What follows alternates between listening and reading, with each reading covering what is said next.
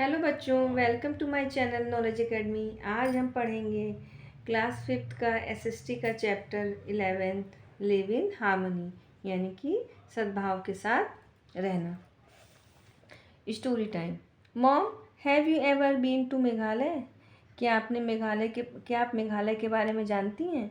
I have heard that Mawlynnong, a village in the East Khasi Hills of Meghalaya, is the cleanest village in Asia. मैंने सुना है कि मावलीनोंग एक गांव है जो कि ईस्ट में है, खासी हिल्स ऑफ मेघालय खासी हिल्स में। वो क्या है? एशिया का सबसे क्लीनेस्ट विलेज है। अब मॉम कह रही है, yes son, I went there for an office project. मैं वहाँ एक ऑफिस के एक प्रोजेक्ट के लिए गई थी। The village is Indeed very clean and green. जो वो विलेज था वो बहुत ही साफ और हरा भरा था। The people of the village love mother nature. वहाँ के जो गांव के लोग थे वो मदर नेचर यानी प्रकृति से प्रेम करते थे। और each person contributes to cleaning the surroundings. और हर पर्सन कंट्रीब्यूट करता था, सहयोग करता था टू क्लीनिंग द सराउंडिंग, अपने चारों तरफ साफ सफाई करने में हर पर्सन सहयोग देते हैं। There are beautiful bamboo dustbin everywhere. वहाँ पे बहुत ही सुंदर बेम्बो के डस्टबिन बने हुए हैं, जैसा कि आप इस पिक्चर में देख सकते हैं। Every evening all the villagers clean the roads and public toilets. हर शाम सभी गांव वाले गांव के रोड और पब्लिक टॉयलेट्स को साफ करते हैं। There is a fine imposed by the village council if anyone is seen cutting trees और थ्रोइंग गार्बेज और लिटरिंग द विलेज। वहाँ पे फाइन लगा दिया जाता है विलेज काउंसिल की ओर से, यानी ग्राम परिषद की ओर से। यदि एनी वन इज सीइंग, कोई भी कटिंग ट्रीज करता हुआ दिखाई देता है, यानी पेड़ काटते हुए, या थ्रोइंग गार्बेज कूड़ा फेंकते हुए, या कूड़ा गांव में फैलाते हुए देखा जाता है, तो उसके ऊपर फाइन लगा दिया जाता है। Water pollution. Water pollution occurs when water bodies are contaminated with harmful chemicals and other substances. Water pollution मतलब जल का प्रदूषित होना। वाटर पोल्यूशन कब होता है? जब वाटर बॉडीज़, जब पानी यानी वाटर बॉडीज़ मतलब नदियाँ, समुद्र, झरने, तालाब, ये सब वाटर बॉडीज जो है दूषित हो जाते हैं विद हार्मफुल केमिकल्स और दूसरी चीज़ों से, अदर सब्सटेंस से। Oil spills are also a major reason for water pollution. तेल का रिसाव होना ये जो है सबसे बड़ा रीज़न है वाटर को पोल्यूशन होने में, वाटर को प्रदूषित होने में। ऑफन अक्सर क्या होता है, oil tankers ship carrying oil tankers जो शिप्स जो है जो ऑयल को कैरी करके लाते हैं। Leak oil while they are transporting it. जो क्या होता है, शिप्स में से ऑयल जो है लीक होता रहता है जब वो ट्रांसपोर्ट करके लाया जाता है। Water also gets polluted when people wash their clothes. Water जब उस समय भी पोल्यूटेड हो जाता है जब लोग कपड़े धोते हैं पानी में। एंड यूटेंसिल्स इन पॉन्ड्स, और तालाबों में बर्तन धोते हैं, लेक्स और रिवर्स में। Natural factors such as storm can also pollute water by mixing soil and dust particles with it. और नेचुरल फैक्टर्स जो होते हैं जिससे वाटर पोल्यूटेड होता है उसमें क्या क्या होते हैं, सच एज जैसे स्टॉर्म्स, तूफान आ जाते हैं, वो वाटर पोल्यूटेड कर देते हैं। कैसे? बाय मिक्सिंग सॉयल, उसमें मिट्टी मिल जाती है और डस्ट पार्टिकल्स भी मिल जाते हैं, तो इस तरीके से भी वाटर हमारा पोल्यूटेड हो जाता है। Water pollution can lead to several diseases such as. Water pollution जब होता है तो क्या हो जाता है, वो अपने साथ बहुत सारी बीमारियां लेके आता है। Lead to several diseases such as जैसे डायसेंट्री, टाइफाइड, जॉन्डिस और गैस्ट्रोएंटेरिटिस यानी कि और and cholera. It can also endanger marine plants and animals. Once polluted water cannot be used for purpose like cooking and drinking. It can also, ये जो है क्या होता है, यह समुद्री पौधों और जानवरों को भी खतरे में डाल सकता है। एक बार इंडेंजर मरीन प्लांट्स जो समुद्र किनारे के प्लांट्स और एनिमल्स होते हैं उनको भी डेंजर में डाल देता है। वंस पोल्यूटेड, एक बार पोल्यूटेड होने के बाद water can not be use for again, या कुकिंग और ड्रिंकिंग के लिए दोबारा वो पानी का यूज़ नहीं हो सकता है। लैंड पोल्यूशन यानी कि धरती पे जो प्रदूषण फैलता है वो। The green revolution help India to become self sufficient and prosperous. जो ग्रीन हरित क्रांति ने भारत को अधिशेष फसलें उगाकर आत्मनिर्भर और समृद्ध बनाने में मदद किया। Help India to become a self sufficient and prosperous by growing surplus crops. अधिशेष फसलें उगाकर आत्मनिर्भर बनाया और समृद्ध बनाया, prosperous. There was a time when we had to buy food grains from other countries. एक समय ऐसा था जब when we had to buy, हम लोग खरीदते थे food grains from other countries, but आज क्या है, today we are exporting them, आज हम उनको एक्सपोर्ट कर रहे हैं। This has been made possible because of modern methods of farming. ये किस कारण हो पाया है, ये इसलिए पॉसिबल हुआ है क्योंकि मॉडर्न मेथड ऑफ फार्मिंग का यूज़ किया गया, पेस्ट कंट्रोल किया गया, यानी कि कीड़ों को उनके कंट्रोल किया गया, और use of high yielding seeds, ऊंची किस्म की अच्छी बीजों का उपयोग करके। However in some villages in India, हालांकि अभी भी in some villages in India excessive use of fertilisers and pesticides has affected the land.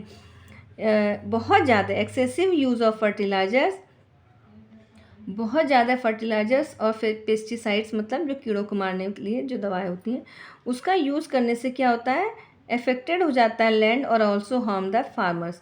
और वो जो है कि लैंड को भी अफेक्ट करता है, और जो फार्मर्स होते हैं उसका छिड़काव करते हैं वो उनको भी नुकसान करता है, एंड देयर फैमिलीज, उनके परिवार को भी। एक्सेस और use of pesticides contaminates the water and soil. बहुत ज़्यादा पेस्टिसाइड्स का यूज़ करने से क्या होता है, वाटर और सॉयल प्रदूषित हो जाता है।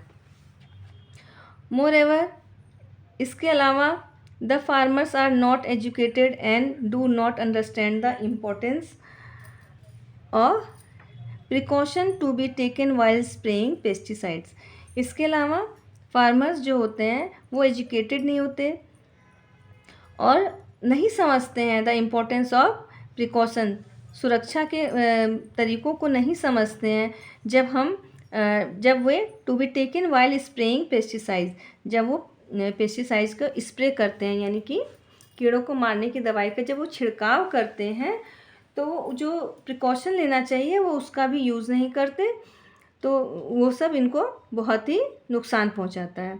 This severely damage the fertility of the land. इन सब चीज़ों से क्या होता है, भूमि का उपजाऊपन जो है वो डैमेज हो जाता है, बहुत नुकसान पहुंचता है धरती को। Land pollution is also caused by garbage and industrial waste. Land pollution और किन कारणों से होता है, कूड़ा और इंडस्ट्रियल वेस्ट, जो फैक्ट्री इंडस्ट्रीज जो होती हैं उनसे जो कूड़े निकलते हैं उससे भी धरती पर गंदगी फैल जाती है।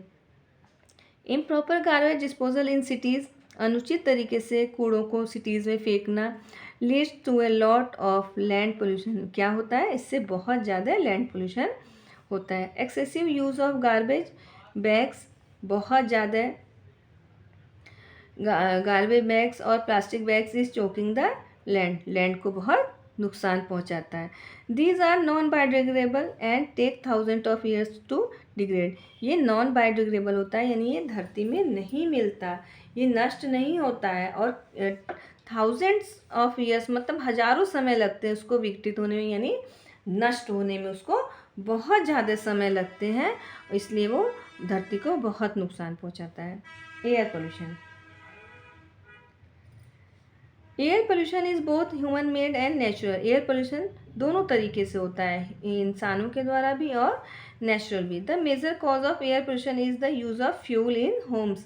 सबसे मेजर कॉज क्या है, मतलब सबसे ज़्यादा सबसे बड़ा कारण क्या है एयर पोल्यूशन का, हवा को प्रदूषित होने का, use of fuels in Holmes में जो फ्यूल्स यूज़ होते हैं, फैक्ट्रीज़ में और व्हीकल्स में। This release gases such as carbon dioxide, sulphur oxide and carbon monoxide in the air. इनसे क्या होता है, जो फ्यूल्स यूज़ होते हैं फैक्ट्रीज़ में, होम्स में और व्हीकल्स में, उनसे गैसेस निकलती हैं, जैसे कि कार्बन डाइऑक्साइड, सल्फर ऑक्साइड और कार्बन मोनोऑक्साइड, वो सब एयर में मिल जाती हैं। Poisonous chemicals are release through the smoke from various factories. बहुत सारी फैक्ट्रीज में से जहरीली केमिकल भी धुएं के रूप में निकलती है, जो हवा में मिल जाती है। The same thing happen when we burn fire crackers. और ऐसा ही तब भी होता है जब हम फायर क्रैकर्स यानी पटाखे फोड़ते हैं। The natural causes of air pollution are forest fire. और नेचुरल कॉज जो है एयर पोल्यूशन का क्या है, जंगलों में आग लगना, sand storms and volcanic eruption, ज्वालामुखी का फटना। Pollen grains from the flower can cause air pollution as well. और पराग के जो कण होते हैं जो फ्लावर से आते हैं, फ्रॉम द फ्लावर्स, ये भी एयर पोल्यूशन को बढ़ाते हैं। जैसे बाकी सब पोल्यूट कर रहे हैं, उसी तरह पोलन ग्रेन्स भी यानी पराग के कण भी एयर को पोल्यूट करते हैं। ये सब नेचुरल कॉजेज हैं। Air pollution is harmful for the eyes and respiratory organs. जो एयर पोल्यूशन होता है उससे हमारी आँखों को और हमारी श्वसन तंत्रिका यानी रेस्पिरेटरी ऑर्गन्स को भी बहुत नुकसान होता है। The impurities in the air lead to an increase in asthma and other bronchial problems. Bronchial यहाँ क्या है, related to lungs and respiratory organs. तो जो अशुद्धि होती है हवा में, वो क्या करती है, वो इंक्रीज़ करती है अस्थमा को और एज़मा को और ब्रोनिकल को, यानी कि जो लंग्स और रेस्पिरेटरी ऑर्गन्स को नुकसान पहुंचाते हैं, उनको प्रॉब्लम्स में डाल देते हैं। It can also lead to irritation in one side. ये साथ में साथ और क्या लेके आते हैं, आँखों में इरिटेशन यानी कि जलन महसूस होती है आँखों में, हेडेक होता है और skin allergy and damage lungs, और लंग्स भी डैमेज हो जाते हैं। Acid rain is also an after effect of air pollution. Air pollution से क्या होता है, हवा जब अफेक्ट हो जाती है तो उससे एसिड रेन भी हो जाता है। Acid rain can seriously damage water. Acid rain से क्या होता है, सीरियसली बहुत ही ज़्यादा नुकसान पहुंचता है वाटर, सॉयल और फॉरेस्ट जंगलों को। And also have a bad effect on human health. और साथ ही साथ ये ह्यूमन की हेल्थ को भी बहुत बैड इफेक्ट डालता है, यानी कि बहुत नुकसान पहुंचाता है। Another after effect of air pollution. Air pollution के बाद दूसरा और क्या और है इफेक्ट है, is smog, a combination of smoke and fog. Smoke क्या होता है, स्मोक धुएं और फॉग का कॉम्बिनेशन होता है। It can also lead to asthma. इससे भी एज़मा का प्रॉब्लम्स लोगों को, ह्यूमन पर्सन को हो जाता है। The polluted air increases the levels of carbon dioxide in the air. जब एयर पोल्यूट हो जाता है तो हवा में कार्बन डाइऑक्साइड की मात्रा, लेवल जो है वो इंक्रीज हो जाती है, बढ़ जाती है, रिजल्टिंग इन ग्लोबल वार्मिंग। उससे क्या होता है, ग्लोबल वार्मिंग बढ़ जाता है, क्लाइमेट चेंज, मौसम बदल जाते हैं। When the air gets too polluted, और हवा जब ज़्यादा पोल्यूट हो जाती है, the earth's heat can not escape the atmosphere and gets trapped inside. तो क्या होता है,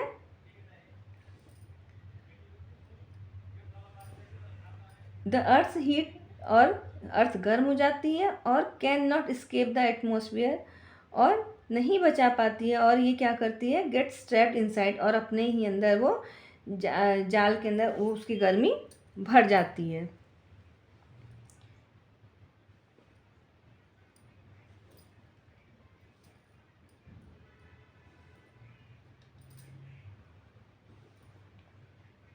पृथ्वी की गर्मी वायुमंडल से बाहर नहीं निकल पाती और अंदर ही फंस जाती है। इस कारण पृथ्वी और अधिक गर्म हो जाती है। Due to this reason the earth gets warmer. इस कारण अर्थ जो है और गर्म हो जाती है। दिस फिनोमिनॉन इस घटना को क्या कहते हैं, is known as the green house effect and this lead to global warming in the long run. और ये क्या होता है, ये ग्लोबल वार्मिंग को और ले जाता है। ये जो घटना है, the earth heat can not escape the atmosphere and get trapped inside, ये जो घटना है उससे क्या होता है, ये this lead to global warming in the long run, global warming की ओर ले जाता है जो लंबे समय तक बना रहता है। Global warming is leading the some unwanted changes in the climate around the world. Global warming क्या ले आ रहा है साथ में, अनवांटेड चेंजेस, जो अनवांटेड चेंजेस ले आ रहा है द क्लाइमेट में अराउंड द वर्ल्ड, पूरी दुनिया में। Noise pollution, noise pollution also known as sound pollution, noise pollution को हम साउंड पोल्यूशन के नाम से भी जानते हैं, happens when harmful and irritating sound disturb the regular activities of animals and human. Noise pollution को हम साउंड पोल्यूशन भी कहते हैं। ये कब होता है, व्हेन जब हार्मफुल और इरिटेटिंग साउंड्स डिस्टर्ब करती है रेगुलर एक्टिविटीज़ को, एनिमल्स और ह्यूमंस दोनों को। Vehicles blowing their horns, vehicle से, गाड़ियों से जब हॉर्न्स की आवाज़ आती है, running trains can lead to noise pollution, और ट्रेन्स जब जाती है तो भी नॉइज़ पोल्यूशन होता है। Loud music can also be regarded as a source of noise pollution, जो बहुत तेज़ म्यूज़िक बजाते हैं, लाउड म्यूज़िक भी क्या होता है, सोर्स ऑफ नॉइज़ पोल्यूशन है। Noise pollution can lead to people losing their sense of hearing, तो नॉइज़ पोल्यूशन से क्या होता है, पीपल जो है वो सेंस ऑफ हियरिंग अपना खो देते हैं, सुनने की शक्ति उनकी खत्म हो जाती है। It can also have a bad effect on the heart and blood pressure, और ये हार्ट और ब्लड प्रेशर पे भी बहुत ही बुरा असर डालता है। इंसोमेनिया और loss of sleep, insomnia means क्या है, अनिद्रा की, निद्रा की कमी यानी अनिद्रा का होना, is an after effect of noise pollution. Noise pollution के बाद क्या होता है, हमें अनिद्रा की बीमारी हो जाती है, हमें नींद नहीं आती। It can also lead to stress, इससे स्ट्रेस भी होता है। Any sound that is over 90 decibel is harmful for our ears, 90 decibel से ज़्यादा साउंड जो है वो हार्मफुल है हमारे लिए, हमारे ईयर्स के लिए। Normal sound for our ears is 20 decibels, और जो नॉर्मल साउंड है हमारे ईयर्स के लिए वो 20 डेसिबल्स है। प्रोटेक्टिंग अवर इन्वायरमेंट, हमारे पर्यावरण की रक्षा। The most basic and most important reason for saving the environment is that we depend on it for our survival. सबसे मोस्ट जो ज़रूरी और इम्पोर्टेंट है वो रीज़न है सेविंग द इन्वायरमेंट को बचाना। किस लिए, we depend on it for our survival, अपने जीने के लिए हम इसी पर डिपेंड हैं, यानी इसी इन्वायरमेंट पे हम डिपेंड हैं, तो हमें जीने के लिए उसकी सुरक्षा करना, प्रोटेक्ट करना बहुत ज़रूरी है। जस्ट थिंक, थोड़ा सोचो, what will happen when all the plants are destroyed in a region. जरा सोचो उस समय क्या होगा जब ऑल प्लांट्स आर डिस्ट्रॉयड, नष्ट हो जाएंगे, इन अ रीजन, एक राज्य में। All the different life forms that depend on the trees will perish as well. तो ऑल द डिफरेंट लाइफ्स, सभी प्रकार की जो लाइफ्स हैं वो जो डिपेंड हैं ट्रीज़ पे, वो क्या हो जाएंगी, नष्ट हो जाएंगी। और या तो एल्स दे विल माइग्रेट, या तो वो माइग्रेट कर लेंगे या दूसरी जगह चले जाएंगे। It has been seen previously that cutting down of forest has led to the extension of many animals and birds.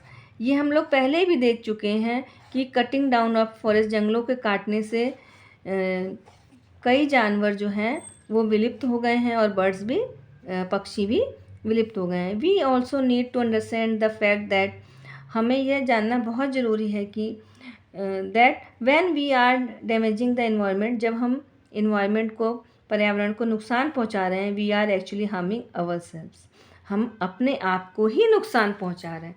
One way in which we can save our environment, एक रास्ता है जब हम we can save our environment, अपने पर्यावरण की रक्षा कर सकते हैं, is by focusing on the 3 Rs, 3 RS पर हम फोकस कर कर अपने एनवायरनमेंट को सेव कर सकते हैं। रिड्यूसिंग, रीयूजिंग एंड रिसाइकलिंग, कम करना, पुनः उपयोग करना और रिसाइकल करना, दोबारा उसका बनाकर उपयोग करना। Recycling is a process whereby waste materials are process to create new product. Recycling क्या है? ये एक प्रोसेस है जो वेस्ट मटेरियल द्वारा दोबारा उसको बनाकर क्रिएट करके न्यू प्रोडक्ट बनाया जाता है। वेस्ट मटेरियल को दोबारा यूज़ करके नया प्रोडक्ट बनाते हैं। Example of some of these wastes are metallic cans, paper and glassware. इसके लिए एग्जाम्पल है रिसाइकल के लिए कि मेटेलिक कैंस में पेपर और ग्लासवेयर को हम दोबारा रिसाइकल करके न्यू प्रोडक्ट्स बना सकते हैं। We also use a lot of things that can not be use more than once. हम और भी चीज़ें बना सकते हैं जिनका उपयोग हम एक बार करने के बाद दोबारा नहीं करते हैं। हाउएवर, इसी तरह से हालांकि व्हेन वी डिस्पोज देम, जब हम उन्हें फेंकते हैं, a significant amount of waste is generated. एक बहुत बड़ी मात्रा में क्या होता है, वेस्ट जो है इकट्ठा हो जाता है। This can be prevented by using things. हम क्या कर सकते हैं, प्रिवेंटेड बाय, सुरक्षा करके, by using things that can be use time and again. अगर हम उनको इतना ज़्यादा ना बढ़ावा दें तो हम using things and that can be use time and again, दोबारा जो है हम उसको क्या कर सकते हैं, जब हम उनका निपटान करते हैं तो बड़ी मात्रा में कचरा उत्पन्न होता है। इससे इन चीज़ों का उपयोग करके रोका जा सकता है। This is called the principle of reuse and reduce. इसी को रीयूज और रिड्यूस का प्रिंसिपल या सिद्धांत कहते हैं। यानी कि जिनका बार बार उपयोग किया जा सकता है उसे पुनः उपयोग कम करने का सिद्धांत कहा जाता है। तो बच्चों, अगर आपको वीडियो समझ में आ रहा हो तो हमें ज़रूर बताइएगा कमेंट में। अब हम इसका एक्सरसाइज देखेंगे। ए है, choose the correct option from the following 1 2 3 4 5।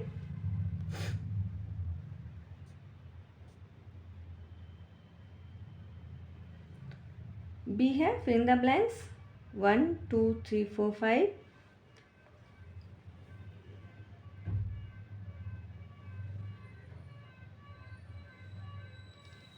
C है, write true, T for true and F for false. 1 2 3 4 5 इसमें true true true, false true है।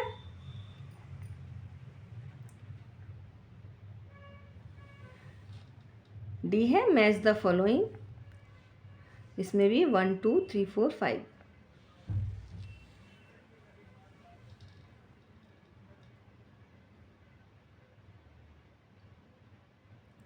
बच्चों, अगर वीडियो पसंद आई हो तो लाइक शेयर सब्सक्राइब जरूर करिएगा। Thank you.